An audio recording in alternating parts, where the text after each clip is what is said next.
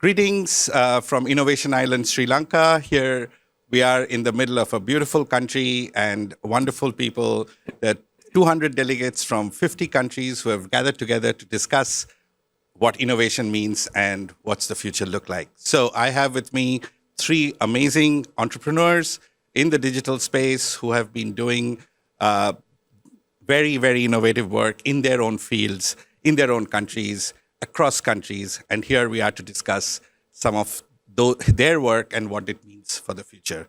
I have with me Navindari Premaratne, who is the founder and CEO of Makers Global, Neha, who is the founder and CEO of Fintech Partners, and Maria del Mar Altamirano, who is the Innovation and Business Development Manager for Institute of Electricity in Costa Rica. Welcome, and I'm looking forward to this discussion. So let me start with the question, the big question. So you've all been entrepreneurs.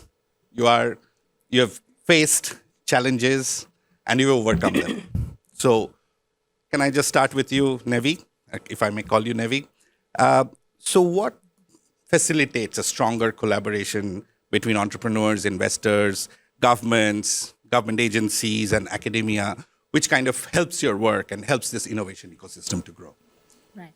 So if I give you a small introduction about the work that I do, at the Makers, what we do is it's an edtech company where we provide STEM education for young learners in fun and engaging way to inculcate creativity as a life habit. The reason why we are trying to inculcate creativity because that is the main skill that we require for innovation. And we know as a fact this creativity is declining among the young generations rapidly at the moment. So this is quite an important thing. Why we are doing this? Because even when it comes to our Sri Lankan ecosystem, we clearly see that the education system is not in par with the final objective that we want to achieve.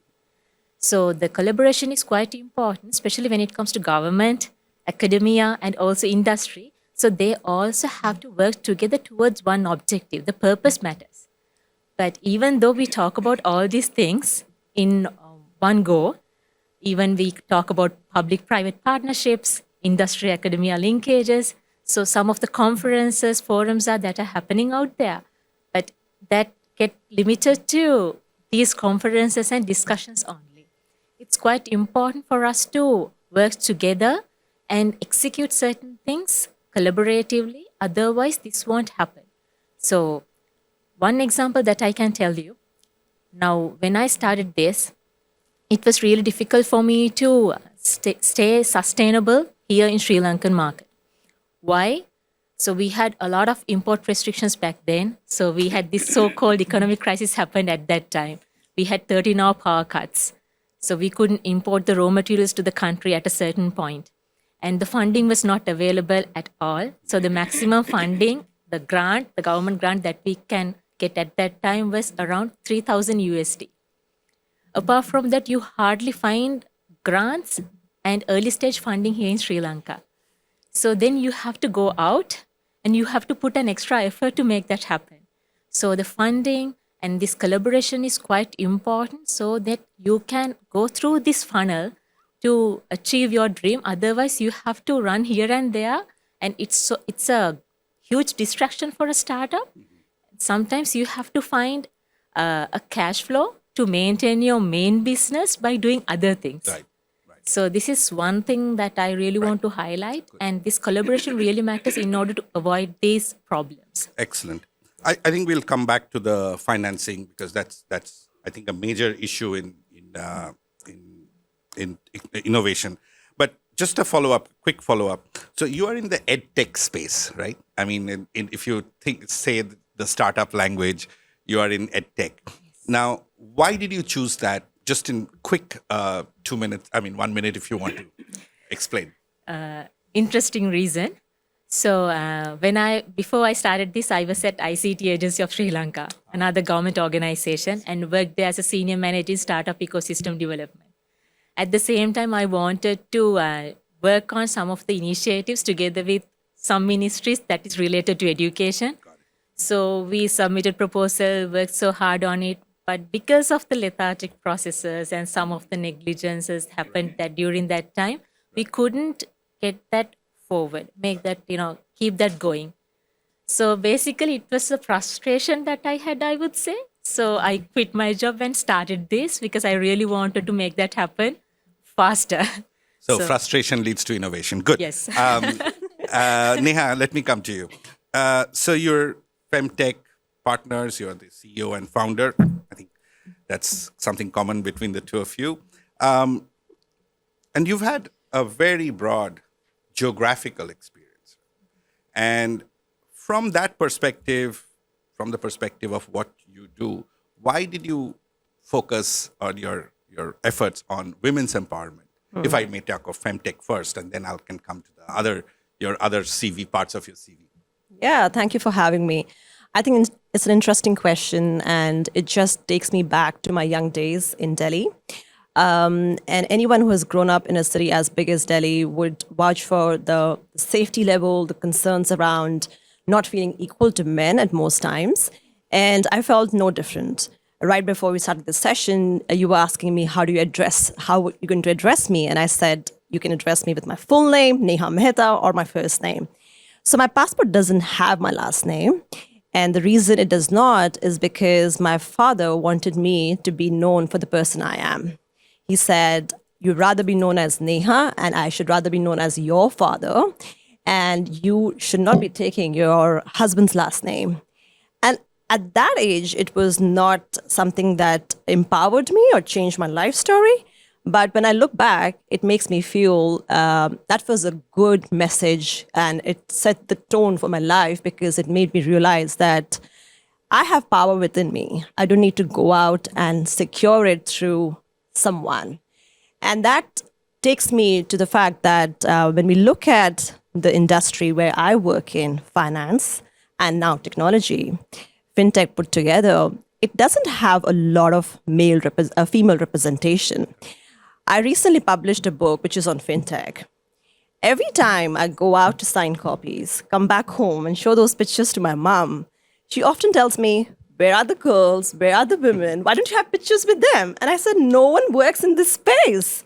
They don't show up. They don't come and ask for the book copies. They don't want to talk to me. And that problem is real. So that takes me back to why Femtech, because I wanted to amplify world's 50% point of view. I wanted to make sure that our voices are heard. I was fortunate enough to start my career in Singapore, where I always had a level playing field. And then I went on to study in London. So everything went better after that. But not many girls from Delhi would have the same fate as me because they don't get equal opportunities. I had a brief stint in India when I realized that my qualifications were way better than my colleagues, but they were making more money than I was making. So I think those were the pain points. Yeah. And so how does innovation, and especially in the digital space, play into women's empowerment? Because that's a broad sweep. And how did you innovate to address this? I think it's a great story, especially for South Asia, and a lot of people would relate to this. Women don't have an ID sometimes. They don't have a collateral because the house, the asset belong to the husband, the father, or the male member of the family. And Nabi was talking about it, the access to finance. It's a real problem. And I'm going to tell you a great use case where we are able to build digital and credit history through technology. So when women make their first offline to online transaction, they launch themselves into the online world.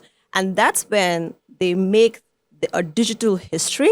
And that digital and credit history put together helps them to borrow money, to start ventures online, to be in the place of e-commerce.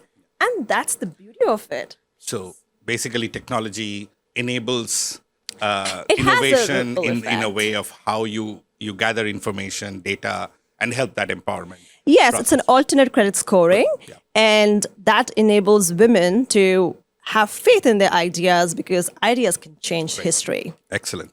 Maria, now you came from very far, Costa Rica, probably the farthest anybody has come to this conference. I saw that your work is with the Institute of Electricity Yes. Electricity Commission of Costa Rica. Tell us a little bit more about that, because it seems very far away, but I'm sure there is something which is common and we can hear about. Yes, for sure. Yes, I work for the Institute of Electricity from Costa Rica, but this institute is in charge of the whole electricity and telecommunications also. So it's like an autonomous institution from the government. That means that I am like an official. But as a technology institution, we have to lead in the whole country. We have to lead the innovation too in technology and in digital solution specialty. Because we are in charge, for example, the 5G, 4G, 3G, etc. So innovation is so important, but it's so difficult. Yes. Because we are in an institution part of the government. So the financing, the risk, take risk, it's like not well seen in the government, because it's public money. Yes. So you have to be very careful. Everything that you buy, it's like very, very careful that all that you have to do with that. So it's like my partners here, the frustration lead the innovation, because there's so many things that we can do, that we should do, not by ourselves, not by myself. It's for my country. It's to lead my country to the innovation and to the digital solutions, and to provide the society of the people of my country a bright future. Excellent.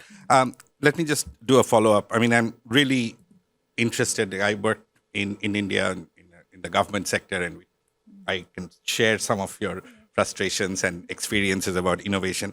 But the public sector also kind of, they encouraged innovation after a while as the digitization grew, and that was more because they wanted to remain relevant. Costa Rica has been really innovative in other spheres, for example, tourism, right? Yeah. And management of natural resources. So Yes. did some of that innovative approach come to something which is so core to the delivery of public services like electricity and telecom? How did that spillover happen, if at all? Yes. It's interesting as the relation between, for example, the institution that I work and the other institutions. The tourism is in charge of the tourism institution of Costa Rica. Yep. Yeah, ICT. Yep. It's Costa Rican tourism institution. So I think that the institution where I work, it's like the base. It's like the base. Without electricity, you can't Exactly. do anything. Very, very good. Very good.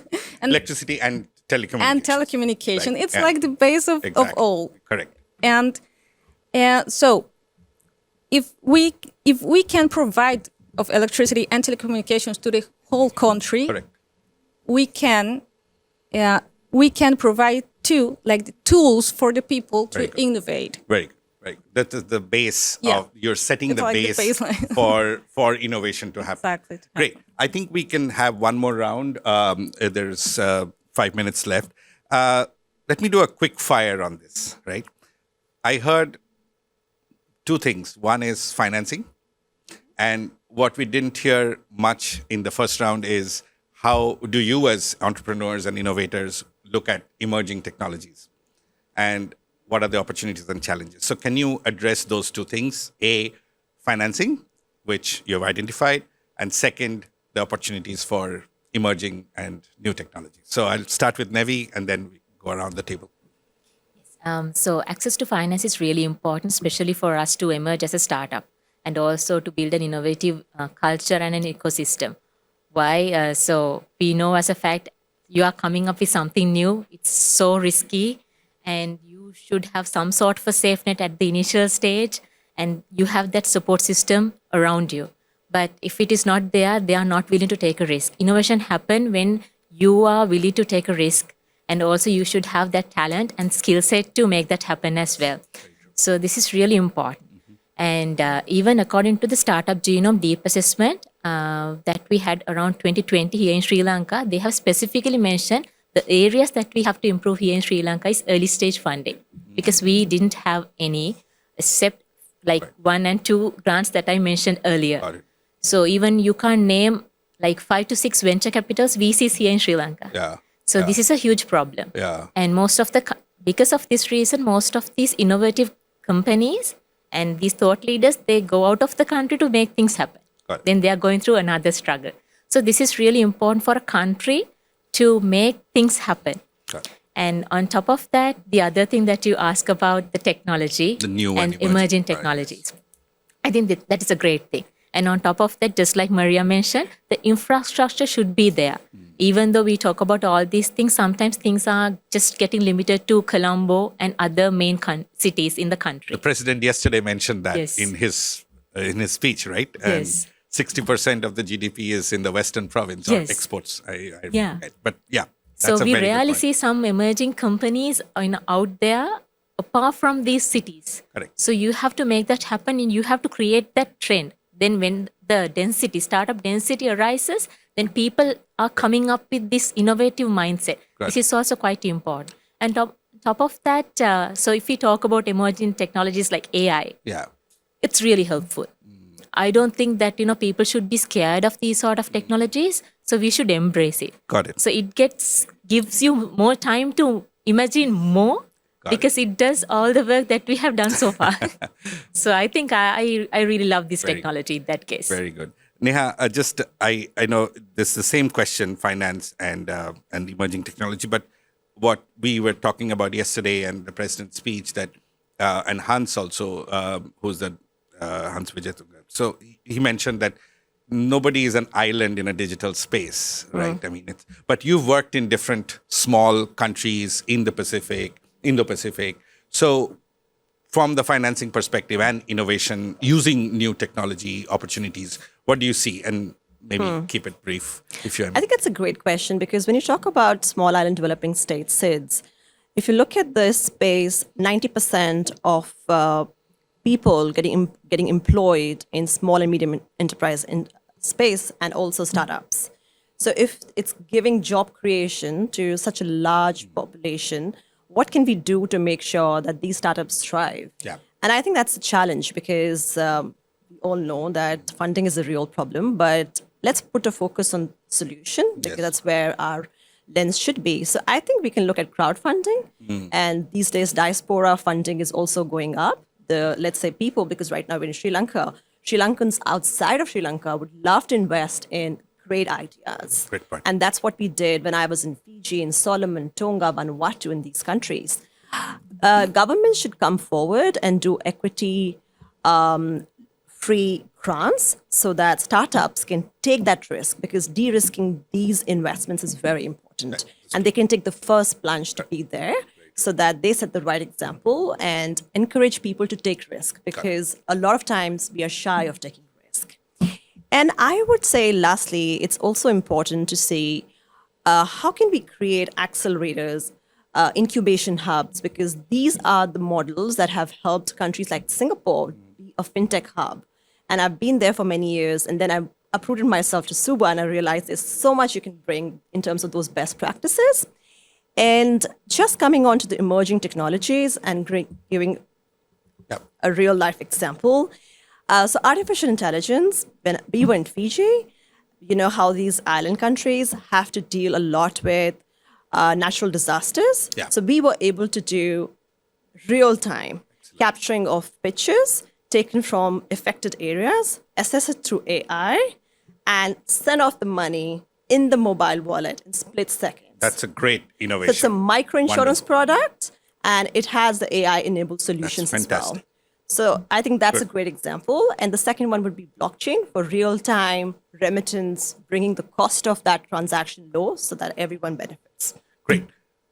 Last word to Maria. How do you address this issue of financing? Because governments are always short of money, or at least they claim to be. Yes. And then how do you use that for using emerging technologies in your sector, which is public services? Yes, well, I think it's like a multi-layer strategy that we have to do, especially thinking in public policy. It's one of the key changes in at least in my country, public policy, and the legal framework. Yes. Legal framework is very important to do partner with the government and the startups, because the startups are like gazelles and the government are like elephants. It's very hard to move, but the startups grow very fast than the government. So if we don't have the legal framework to work together, it's very difficult. So it's an important thing to do. And for sure, the private investment, like my partner said, is very important to create that wealth ecosystem where the investors, where the government, where academic doing the hubs or the creative hubs, accelerators for startups too, and the government, all that actors Right. have to work together to achieve that goal. Excellent. And I could just add, startups are like a coconut, hard to break, but wonderful to have. so we have the startups as both seals and coconuts, and the government as an elephant, which since we are in Sri Lanka, Innovation Island, this has been a wonderful conversation. Thank you very much, and I wish you all the best in future innovation that you will come Thank to you. Thank you for having Thanks so us. in much. this country and everywhere else that you work in. Thank Thank you very much, and I hand over to the organizers.